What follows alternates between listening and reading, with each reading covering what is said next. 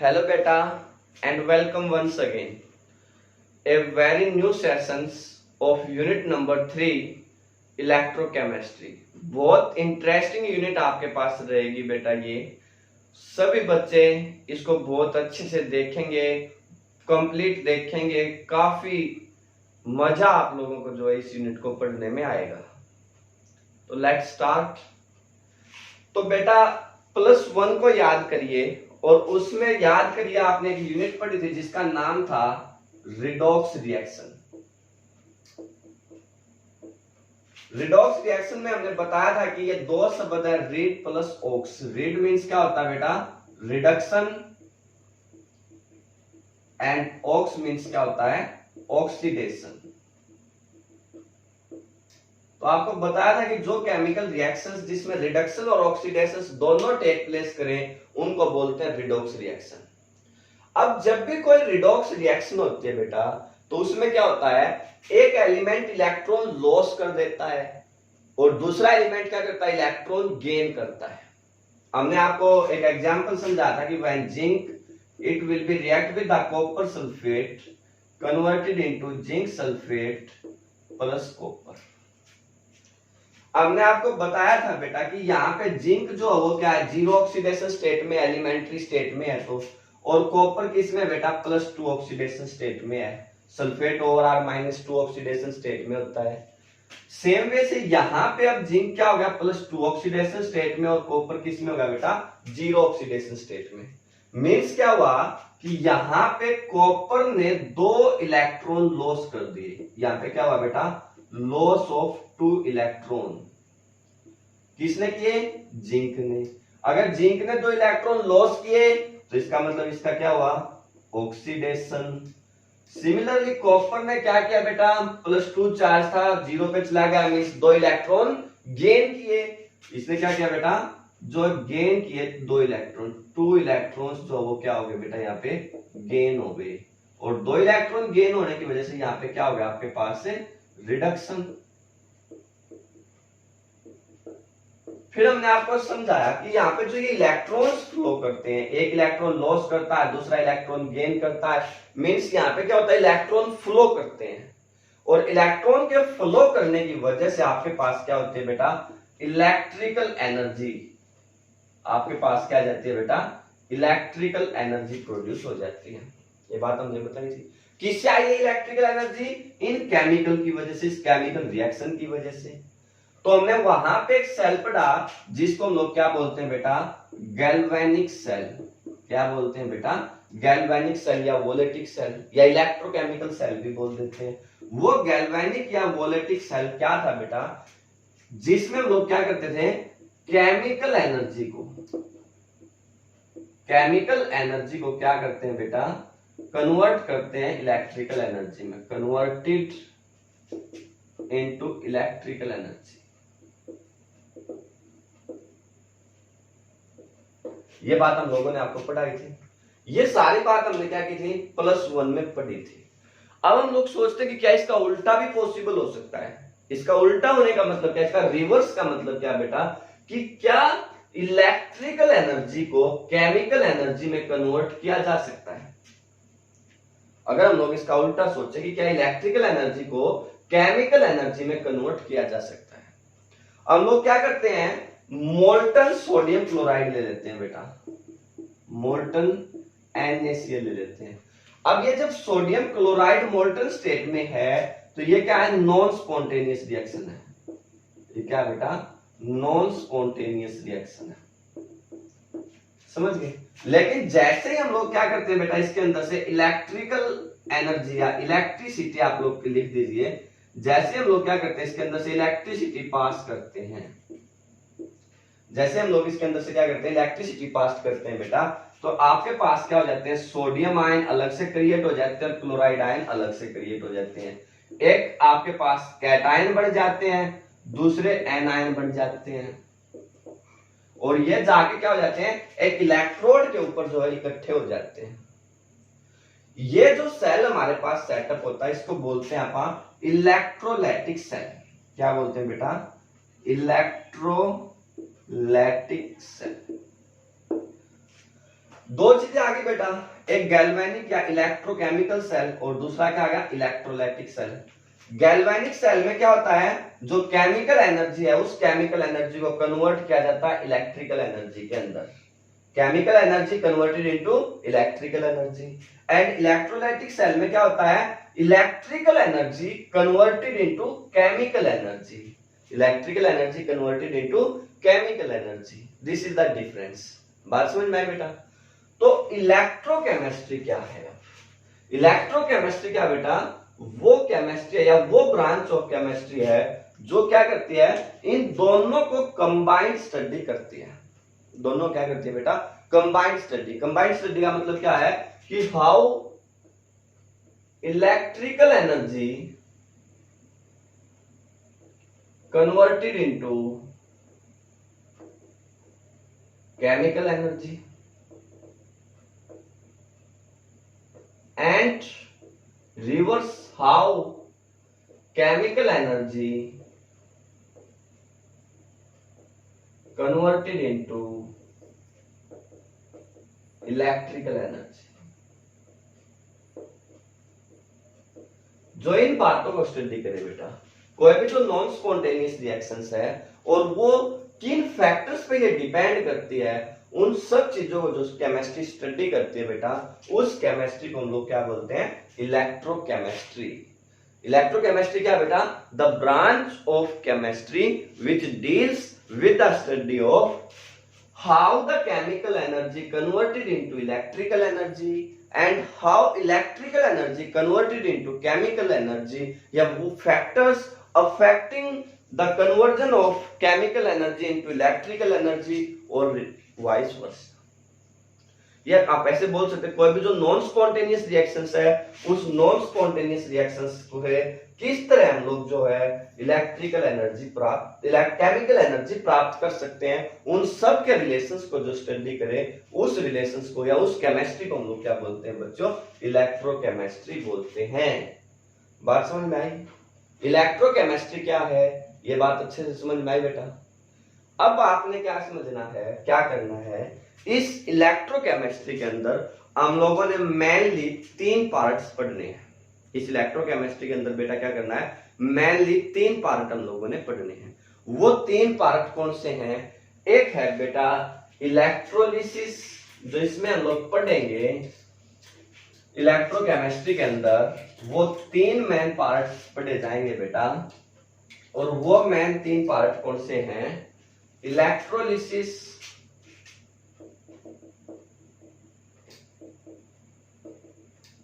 दूसरा हमारे पास जो है वो होता है कंडक्टेंस या इलेक्ट्रोलाइटिक कंडक्टेंस, आप लोग बोल सकते हैं, ठीक है, इलेक्ट्रोलाइटिक कंडक्टेंस। और थर्ड जो पार्ट होगा वो होगा इलेक्ट्रोकेमिकल सेल।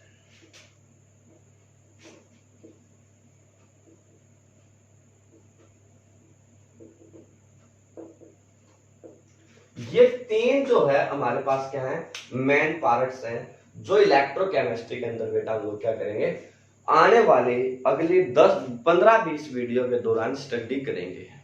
हम लोग जो है 3 मेन पार्ट्स हैं जिनको स्टडी करेंगे आने वाले 15-20 दिन के दौरान। 15-20 वीडियो के दौरान हम लोग जो इस पूरी इलेक्ट्रोकेमिस्ट्री को पढ़ेंगे। बहुत इंटरेस्टिंग यूनिट है, बहुत अच्छे अच्छे कॉन्सेप्ट इसमें आएंगे बेटा, बहुत अच्छे अच्छे आपको जो है ज्ञान, नॉलेज जो है वो मिलेगी। तो सभी वीडियोज को अच्छे से देखते चलना है और बहुत अच्छे से पढ़ना है। वो आपसे कहेगा कि इस इलेक्ट्रोकेमिस्ट्री की इंपॉर्टेंस क्या है, तो आप कहेंगे सर जब हम लोग इसको कंप्लीट पढ़ लेंगे हम अपने आप ही बना बना के लिख देंगे कि इसकी इंपॉर्टेंस क्या है। ठीक है, आप बस पढ़ाइए हमें, यही है ना। चले तो सबसे पहला स्टार्ट करते हैं बेटा अपन इलेक्ट्रोलिसिस। ये इलेक्ट्रोलिसिस है क्या? अभी मैंने आपको बताया था बेटा कि इलेक्ट्रोलाइटिक सेल हमारे पास होता है। अब उस इलेक्ट्रोलाइटिक सेल्स की कंस्ट्रक्शंस को अपने दिमाग में सोचिए कि इलेक्ट्रोलिसिस सेल किस तरह से आपके पास बनता होगा। देखिए बेटा, आपने क्या करना, एक जो है बीकर ले लिया इस तरह से, और इस बीकर के अंदर आपने क्या किया, कोई भी एक्वस सॉल्यूशन ले लिया बेटा। कोई भी हो सकता है, मोल्टन सोडियम क्लोराइड हो सकता है, कॉपर सल्फेट, कुछ भी, वो आगे बात करेंगे हम लोग। हमने इसके अंदर 2 रोड लगा दी बेटा, 2 मेटल रोड लगा दी, ठीक है। एक मेटल रोड को हमने क्या किया, एक एक्सटर्नल बैटरी के पॉजिटिव टर्मिनल के साथ जोड़ दिया और दूसरी बैक को नेगेटिव टर्मिनल के साथ जोड़ दिया। ये बात समझ में आ गई। करंट की डायरेक्शन को मापने के लिए आप लोग चाहें तो एक वोल्टमीटर या एमीटर लगा सकते हैं, तो आपको पता चलता रहेगा। करंट आपको पता हमेशा पॉजिटिव से नेगेटिव की तरफ चलता है। अब याद रखना बेटा, जिसको हमने पॉजिटिव टर्मिनल से जोड़ा है उसको हम लोग हमेशा क्या बोलेंगे, एनोड। इलेक्ट्रोलिसिस में थोड़ा उल्टा चलेगा, तो इसलिए ध्यानपूर्वक देखिएगा, जो पॉजिटिव टर्मिनल से जोड़ी गई है बेटा वो क्या है, एनोड, और जो नेगेटिव टर्मिनल के साथ जोड़ी गई है वो क्या है, कैथोड। बात समझ में आई? तो एक जो इलेक्ट्रोलिसिस क्या है, इलेक्ट्रोलिसिस का मतलब क्या होता है, इसके अंदर कोई भी इलेक्ट्रोलाइट है, जैसे NaCl है, KCl है, कॉपर सल्फेट है, कुछ भी है, उन NaCl, KCl या आप लोग सीधी भाषा में लिख दीजिए इलेक्ट्रोलाइट्स, उन इलेक्ट्रोलाइट्स के अंदर इलेक्ट्रिसिटी को पास करके बेटा, या इलेक्ट्रोलाइट के एक्वस सॉल्यूशन के अंदर इलेक्ट्रिसिटी को पास करके उनसे आयंस या जो मेटल को ऑब्टेन करना, जो वो क्या कहलाता है, इलेक्ट्रोलिसिस। समझ में आई बात? इलेक्ट्रोलिसिस आपके पास क्या होता है, किसी भी इलेक्ट्रोलाइट को उसके अंदर इलेक्ट्रिसिटी पास करके डिकम्पोज करना। डिकम्पोजिशन आप लोग जो है, डिकम्पोजिशन ऑफ इलेक्ट्रोलाइट, इसको बोल सकते हैं by passing the electricity, is known as the electrolysis. बात समझ में आई? पक्का? अब इलेक्ट्रोलिसिस करते कैसे हैं, ये बात समझ में आ गई? क्या कैसे सेटअप होगा, ये बात आपको समझ में आ गई बेटा? पक्का? दूसरा आपसे पूछा जाएगा कि कैथोड कौन है, एनोड कौन है, तो जो पॉजिटिव टर्मिनल से जुड़ रही है वो एनोड है, नेगेटिव टर्मिनल से जो कुछ जोड़ रखे हैं वो क्या, कैथोड है। बात क्लियर होगी? वो कहेगा कि इलेक्ट्रोलिसिस किस थ्योरी पे काम करता है, तो आप लोग कहेंगे बेटा इलेक्ट्रोलिसिस काम करता है आयनाइजेशन थ्योरी के ऊपर। किसके ऊपर काम करेगा बेटा, आयनाइजेशन थ्योरी। अब ये आयनाइजेशन थ्योरी क्या कहती है, इस बात को समझ लीजिए। ये कहते हैं बेटा कि जब किसी भी इलेक्ट्रोलाइट को आप लोग किसी एक्वस सॉल्यूशन में डिसॉल्व करते हैं तो वो इलेक्ट्रोलाइट अपने आयनों के अंदर डिकम्पोज हो जाता है। कोई भी इलेक्ट्रोलाइट अगर आप लोगों ने लिया बेटा, किसी भी इलेक्ट्रोलाइट्स को आपने एक्वस सॉल्यूशन में डिसॉल्व किया तो वो क्या हो जाएगा बेटा, आयंस के अंदर डिकम्पोज हो जाएगा। और वो आयंस आपके पास क्या है, 2, एक कैटायन होंगे और दूसरे एनायन आपके पास होंगे। जो कैटायन आपके पास होते हैं बेटा उनके ऊपर हमेशा पॉजिटिव टर्मिनल होगा, और जो एनायन आपके पास होते हैं बेटा उनके ऊपर हमेशा क्या होगा, नेगेटिव चार्ज होगा। सॉरी, ये ध्यान रखिए, कैटायन के ऊपर हमेशा पॉजिटिव चार्ज और एनायन के ऊपर हमारे पास क्या होगा, नेगेटिव चार्ज। अब देखो बेटा, यहाँ पे कोई भी इलेक्ट्रोलाइट थे, उनमें से कुछ नेगेटिव चार्ज हो गए, कुछ पॉजिटिव चार्ज हो गए। तो अब ये जो नेगेटिव पॉजिटिव टर्मिनल है, ये पॉजिटिव टर्मिनल क्या करेगा, उन नेगेटिव आयंस को अपनी तरफ अट्रैक्ट करेगा। आप लोग कहेंगे कि जो भी नेगेटिव आयंस हमारे पास थे वो नेगेटिव आयंस क्या करेंगे, start to move toward the positive terminal of the electrode या मूव टुवर्ड द एनोड। ये बात समझ में आई? कौन है, नेगेटिव आयन। और नेगेटिव आयन कौन होते हैं बेटा, एनायन। तो आप लोग क्या कहेंगे, जो एनायन है बच्चों, वो anion start to move toward the negative of the electrode या एनोड। बात समझ में आई बेटा? दूसरा, जो भी पॉजिटिव थे, पॉजिटिव कौन थे बेटा, कैटायंस। अब पॉजिटिव हमेशा किसकी तरफ मूव करेंगे, नेगेटिव टर्मिनल की तरफ। पॉजिटिव किसकी तरफ मूव करेंगे, नेगेटिव टर्मिनल की तरफ। तो आप लोग कहेंगे सारे के सारे जो कैटायन हैं वो कैटायंस पॉजिटिव टर्मिनल या कैथोड की तरफ जो है मूव करना स्टार्ट कर देते हैं। ये बात समझ में आ गई? Cations move toward the cathode and anions move toward the anode. अब जैसे ये कैटायन बेटा इस इलेक्ट्रोड पे जाएंगे तो क्या करेंगे बच्चों, किससे जुड़ा हुआ है, पॉजिटिव टर्मिनल से, तो वहां पे जाके इलेक्ट्रॉन लॉस कर देंगे। क्या करेंगे बच्चों, इलेक्ट्रॉन लॉस कर देंगे। और लॉस ऑफ इलेक्ट्रॉन मींस क्या होगा बेटा, ऑक्सीडेशन। क्या होगा बच्चों, ऑक्सीडेशन। तो वहां पे उनका क्या हो जाएगा, ऑक्सीडेशन आपके पास हो जाएगा, और वो ऑक्सीडेशन होके वो आपके पास प्रोडक्ट की फॉर्म में कन्वर्ट हो जाएंगे। हो सकता है वो फर्स्ट जो चांस में रिजल्ट दे दें, तो उसको आप लोग बोलेंगे प्राइमरी चेंज। क्या बोलेंगे बेटा, प्राइमरी चेंज। कुछ में ऐसे आएगा कि वो जो प्रोडक्ट है फ्री है, कुछ चीजें क्या होती है सिंगल आइटम की फॉर्म में एग्जिस्ट नहीं करती हैं, डाई एटॉमिक फॉर्म में एग्जिस्ट करती हैं, जैसे H2 है, O2 है या Cl2 है, तो ये क्या डाई एटॉमिक फॉर्म में एग्जिस्ट करते हैं बेटा। तो फिर वो दोबारा से उनका ऑक्सीडेशन होगा या वो दूसरे एलिमेंट के साथ, दूसरे एटम्स के साथ जो बेटा क्या होंगी, कंबाइंड हो जाएंगी, और दूसरे एटम के साथ कंबाइंड होके क्या करती है, next form of element form कर लेते हैं, मींस उसको आप बोलते हैं सेकेंडरी चेंज। बात समझ में आ गई बेटा, पक्का। क्या हुआ, ये बात समझ में आई, मेरी बात समझ गए ना।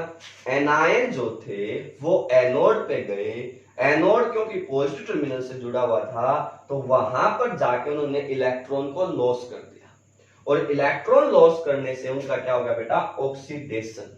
अब वो ऑक्सीडेशन की वजह से हमारे पास जो भी प्रोडक्ट आएगा उसको हम बोलते हैं प्राइमरी चेंज। अब वो प्राइमरी चेंज में हो सकता है एग्जिस्ट कर जाए कोई मेटल, हो सकता है वो प्राइमरी चेंज में ना एग्जिस्ट करे, तो वो सेकेंडरी चेंज तक जा सकता है। वो कैसे जाएगा उसको अभी हम लोग स्टडी करेंगे। सेम वे से क्या होगा बेटा, जो कैटायन थे वो कैटायन कहां पहुंच गए, कैथोड के ऊपर। कैटायन कहां रीच कर गए बेटा, कैथोड के ऊपर। और ये कैथोड किससे जुड़ी हुई है, negative terminal of the battery से। मींस यहां पे जाके ये क्या करेंगे, इलेक्ट्रॉन को गेन करेंगे, और इलेक्ट्रॉन को अगर गेन करेंगे तो इसका मतलब क्या बेटा, इनका रिडक्शन आपके पास टेक प्लेस करेगा।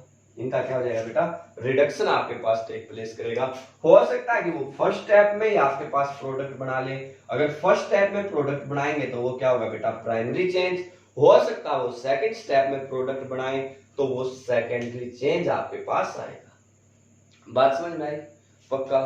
क्या समझ में आना चाहिए बेटा, इलेक्ट्रोलिसिस क्या होता है। इलेक्ट्रोलिसिस का मतलब होता है किसी भी इलेक्ट्रोलाइट को डिकम्पोज करना by passing the electricity through it. The phenomena of decomposition of the electrolyte by passing the electricity is known as the electrolysis. Electrolysis करते कैसे हैं बेटा, एक बीकर लेंगे, उसके अंदर दो रोड लगाएंगे, उनको एक एक्सटर्नल बैटरी के साथ जोड़ देंगे। जो पॉजिटिव टर्मिनल के साथ जोड़ी हुई है एनोड, जो नेगेटिव टर्मिनल के साथ जोड़ी हुई है कैथोड।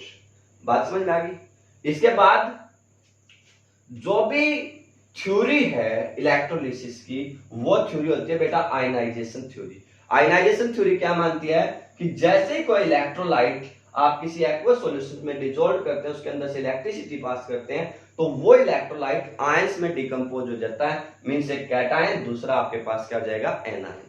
जो कैटायन आपके पास है बेटा, उनके ऊपर पॉजिटिव चार्ज होगा, और वो पॉजिटिव चार्ज किसकी तरफ, नेगेटिव की तरफ, मींस कैथोड की तरफ मूव करना स्टार्ट कर देंगे।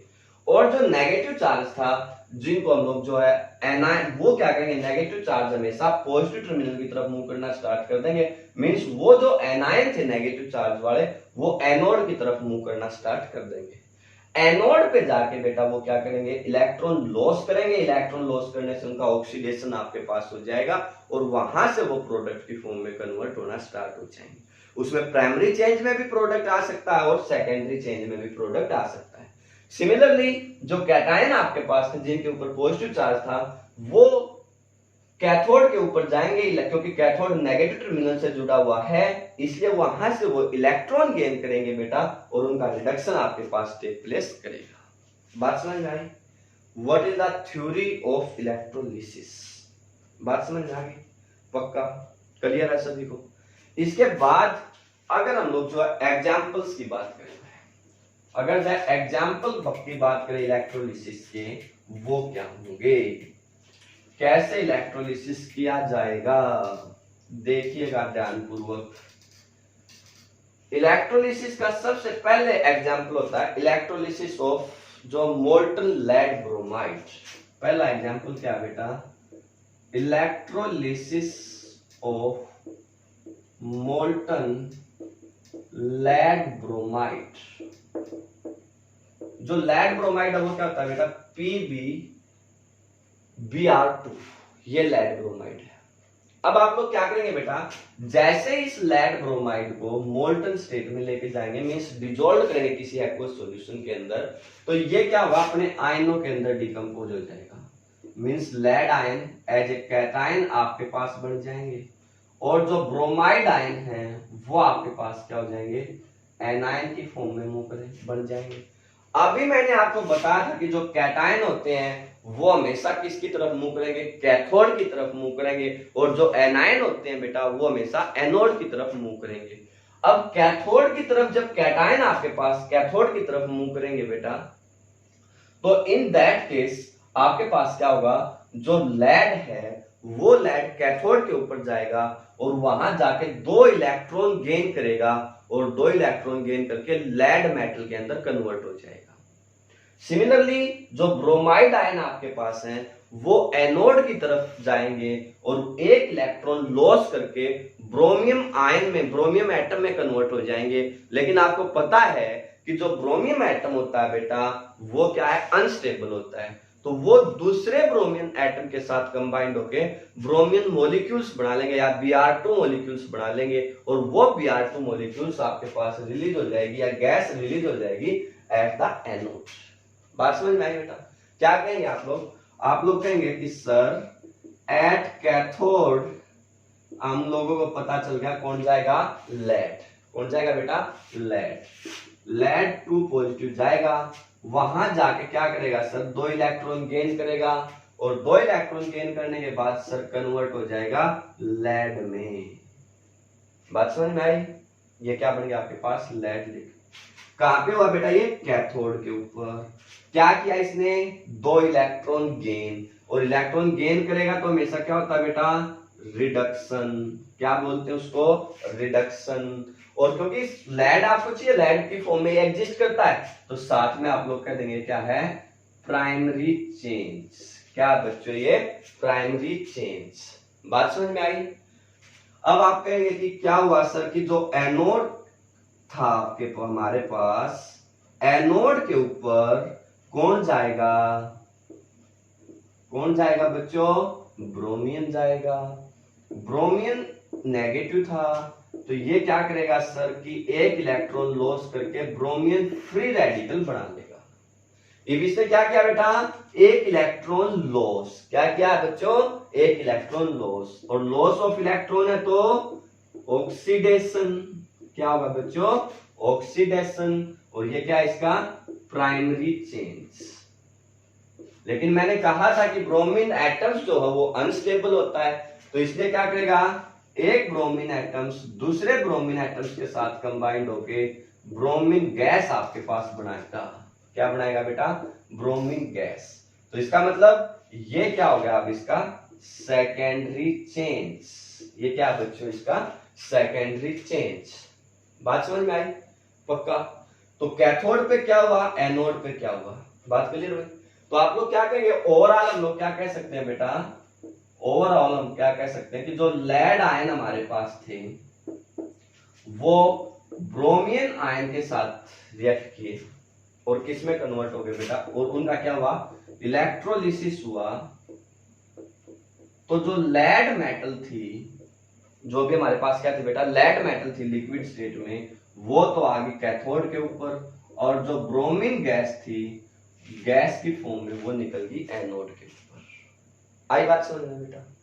ये क्या हुआ, एक्चुअल में हुआ है। लेकिन आप लोग कहेंगे सर कि ये तो हमारे पास थे ही नहीं, ये तो कब आए हैं, जब हमने लेड ब्रोमाइड को डिसॉल्व किया है। हमारे पास क्या था सर, कि लेड ब्रोमाइड।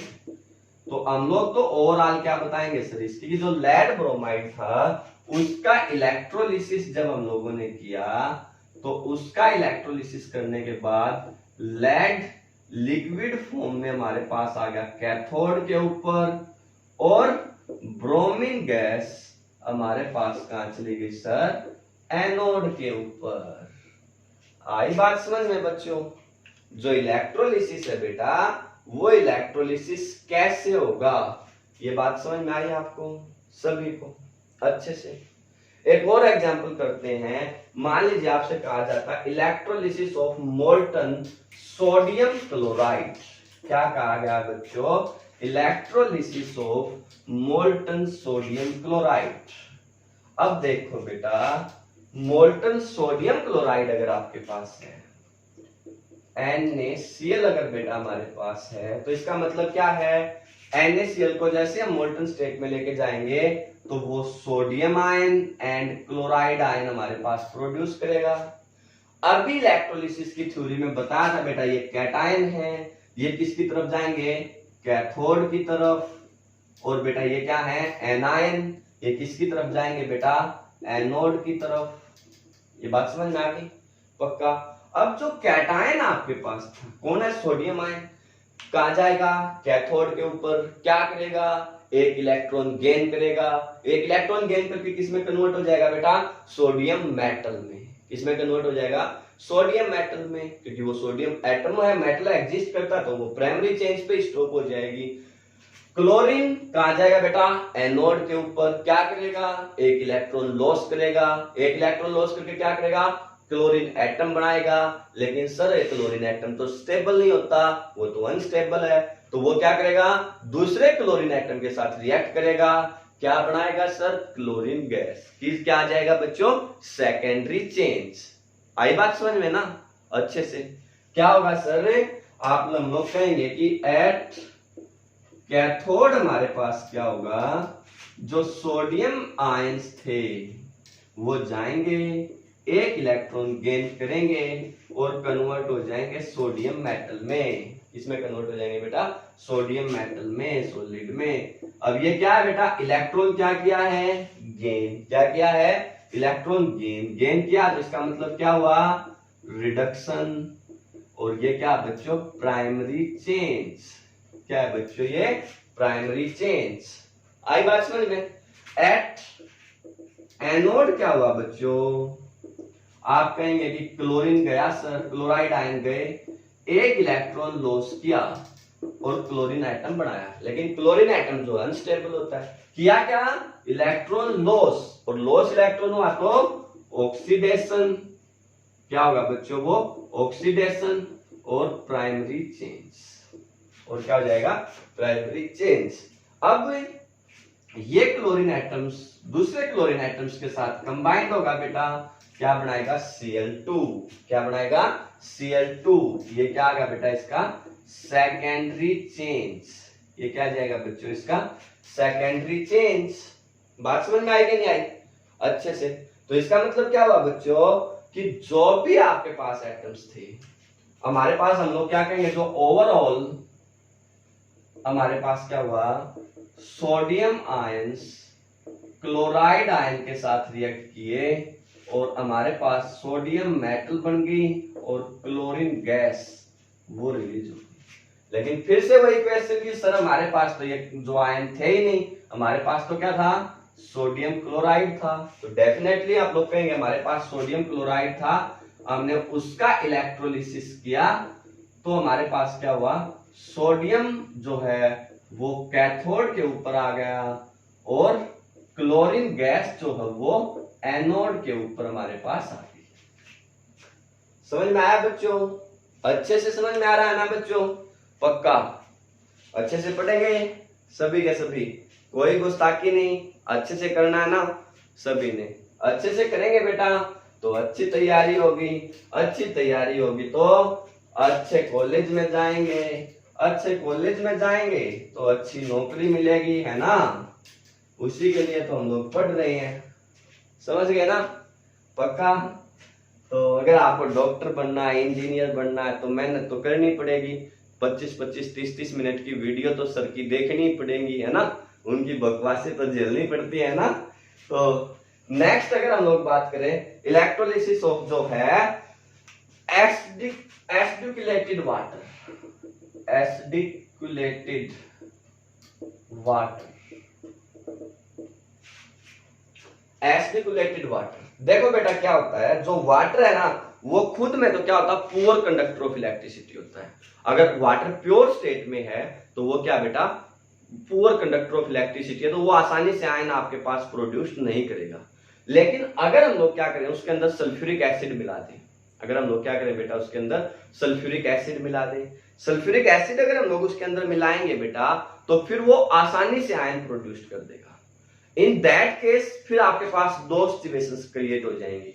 वो सिचुएशंस क्या होंगी बेटा, जो भी एच आयन आपके पास प्रोड्यूस्ड होंगे, देखो अगर वाटर है तो आपको पता है बेटा वो क्या करता है, H ion and O H negative ion बनाएगा। दूसरा हमने कहा कि एसिडिकुलेटेड है भाई, एसिडिकुलेटेड है इसका मतलब उसमें एसिड मिला रखा है, मान लीजिए सल्फ्यूरिक एसिड मिला रखा है, तो इसका मतलब सर ये हुआ कि ये एच आयन और सल्फेट आयन प्रोड्यूस करेगा, है ना।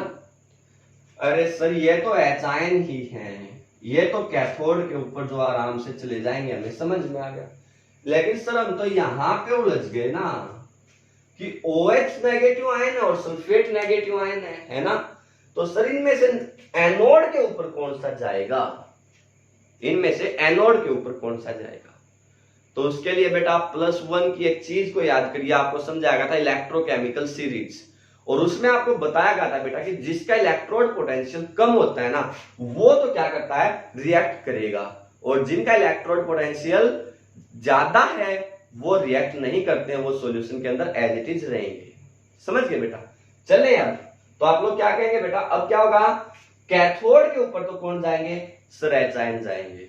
एच आयन जाएंगे तो क्या करेंगे, एक इलेक्ट्रॉन गेन करेंगे, किसमें कन्वर्ट होंगे, एच एटम में। सर एच एटम तो एग्जिस्ट नहीं करता, कोई नहीं, वो दूसरे एच एटम के साथ कंबाइंड होकर क्या बनाएगा बच्चों, हाइड्रोजन गैस। क्या बना लेगा, हाइड्रोजन गैस या H2 गैस रिलीज कर देगा। सेम वे से एट एनोड कौन जाएंगे, OH नेगेटिव भी जाएंगे सर और SO4 नेगेटिव भी जाएंगे, लेकिन रिएक्ट कौन करेगा, जिसका इलेक्ट्रोड पोटेंशियल कम है, और इलेक्ट्रोड पोटेंशियल कम किसका है सर, OH का। तो वो OH जाएंगे, एक इलेक्ट्रॉन लॉस करेंगे, OH में कन्वर्ट होंगे, लेकिन OH तो अनस्टेबल है सर, तो ऐसे 4 OH आपस में कंबाइंड होंगे बेटा, और वो क्या बनाएंगे, वाटर एंड ऑक्सीजन गैस। वो क्या बनाएंगे बच्चों, वाटर एंड ऑक्सीजन गैस। बात समझ गए। तो क्या कहना आपने, एट कैथोड कौन जाएगा बच्चों, एच आयन जाएंगे, एक इलेक्ट्रॉन जो है गेन करेंगे, एच एटम्स में कन्वर्ट हो जाएंगे, क्योंकि इलेक्ट्रॉन गेन किया है बच्चों, तो ये क्या है, रिडक्शन एंड प्राइमरी चेंज। ये क्या है बच्चों, reduction and primary change. Clear. Eight anode क्या हुआ सर, OH नेगेटिव आयन गए, एक इलेक्ट्रॉन लॉस करके OH में कन्वर्ट हो गए, तो ये क्या है, इलेक्ट्रॉन क्या किया बच्चों, लॉस, तो इसका मतलब ऑक्सीडेशन, और ऑक्सीडेशन ये क्या बच्चों, इसका प्राइमरी चेंज। फिर क्या होगा बच्चों, 4OH रिएक्ट करेंगे और प्रोड्यूस क्या करेंगे बेटा, 2 water molecule and oxygen gas. This is the secondary change. तो बेटा इसमें ओवरऑल क्या हुआ, इसमें ओवरऑल क्या हुआ बेटा, वाटर की तो डिकम्पोज हुआ ना H ion and OH negative ion में। बात समझ रहे हैं ना। तो आप लोग क्या कहेंगे, आप लोग कहेंगे भाई कि ओवरऑल हमारे पास क्या हुआ, जो भी एच आयन थे वो और OH नेगेटिव आयन थे वो आपस में रिएक्ट करके क्या करते हैं बेटा, hydrogen gas, water and oxygen gas बनाते हैं। लेकिन सर ये तो आए कहां से हैं, इलेक्ट्रोलिसिस के बाद आए हैं, बिल्कुल इलेक्ट्रोलिसिस के बाद आए हैं बेटा। तो इट मींस हम लोगों के पास शुरुआत में तो क्या था, H2O ही था, इनसे तो 4 वाटर मॉलिक्यूल बनेंगे ना बेटा, 2 तो प्रोडक्ट में ही आ रहे हैं, तो इसका मतलब हम लोग रिएक्टेंट में 2 ही लिख दें, तो it will converted into hydrogen gas and oxygen gas. अब ये हाइड्रोजन गैस कहां जाएगी बेटा, कैथोड के ऊपर, और ऑक्सीजन गैस कहां जाएगी बच्चों, एनोड के ऊपर। कब, जब वाटर का हमने इलेक्ट्रोलिसिस किया, किसकी प्रेजेंस में, एसिड की प्रेजेंस में। एसिड की प्रेजेंस में इलेक्ट्रोलिसिस करेंगे बच्चों, तो आपके पास जो हाइड्रोजन गैस कैथोड और ऑक्सीजन गैस एनोड आपके पास चली जाएगी। बात समझ गए बेटा। एक वो क्वेश्चन इसी में डालेगा कि जो इलेक्ट्रोलिसिस है मोल्टन की बजाय aqueous solution of sodium chloride का क्या होगा, electrolysis of aqueous sodium chloride. Electrolysis of aqueous sodium chloride. तो एक्वस सोडियम क्लोराइड जो आपके पास है बेटा, उस एक्वस सोडियम क्लोराइड में क्या होगा, अब एक्वस है तो इसका मतलब वाटर आ गया बेटा, और वाटर में मैंने कहा था, अभी आपको समझाया है, ये H ion and OH negative ion बनाएगा, और सोडियम क्लोराइड अगर आपके पास है बेटा तो वो Na ion and chloride ion बनाएगा। समझ गए।